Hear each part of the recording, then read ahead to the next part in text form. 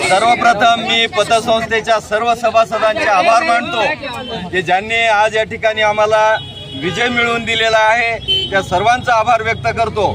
मित्रांनो, मागील 13 वर्षामध्ये जे काही पतसंस्थेमध्ये अनियमितता झालेली आहे त्या अनियमिततेच्या विरोधामध्ये महारुद्र विकास पॅनलने आवाज उठवला आणि त्या आवाजाला सर्व सभासदांनी साथ दिलेली आहे आणि आम्ही सर्वजण प्रचंड मतांनी महारुद्र पॅनल या ठिकाणी विजय झालेला आहे।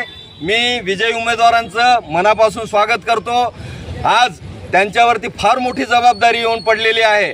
जे काही पतसंस्थेमध्ये आजपर्यंत जो घडलेला प्रकार आहे त्या घडलेल्या प्रकाराला पायबंद घालून सभासदांच्या कल्याणासाठी कशा प्रकारे काम करता येईल यासाठी त्यांची ही प्रायोरिटी असेल आणि मी निश्चित सर्व सभासदांना महारुद्र पॅनल विकासतर्फे अभिवादन देतो की हे जे पतसंस्थेचं पॅनल आहे, जे आमचे पदाधिकारी आहे ते सभासदांच्या विश्वासाला कदापि तडा जाऊ देणार नाही आणि सर्व जो जाहीरनामा प्रसिद्ध करण्यात आला होता त्या जाहीरनाम्याप्रमाणे पूर्ण सभासदांच्या ज्या आशा आकांक्षा आहेत त्या पूर्ण केल्या जातील। पॅनल प्रमुख सर, यामध्ये ज्यांनी ही मोठ बांधलेली आहे, या पतसंस्थेसाठी मागील 10 वर्षापासून ज्यांनी मोठ बांधलेली आहे असे आमचे सर्वांचे प्रिय म्हणूया असे अशोक कासराळीकर साहेब हे अध्यक्ष म्हणून या ठिकाणी निवडून आलेले आहेत।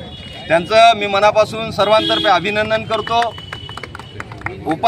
सचिव म्हणून माननीय आमचे मित्र ज्यांना राजकारण हाताळण्याची हातोटी आहे, अत्यंत चांगल्या प्रकारे आपलं कौशल्य वापरून त्यांनी महारुद्र विकास पॅनलला निवडून दिलं आणि ते या ठिकाणी आमच्या पॅनलमधून त्यांनी सचिव म्हणून आज शपथ घेतलेली आहे। त्यांची सचिव म्हणून निवड झालेली आहे। मी सर्वांतर्फे त्यांचंही मनापासून अभिनंदन करतो।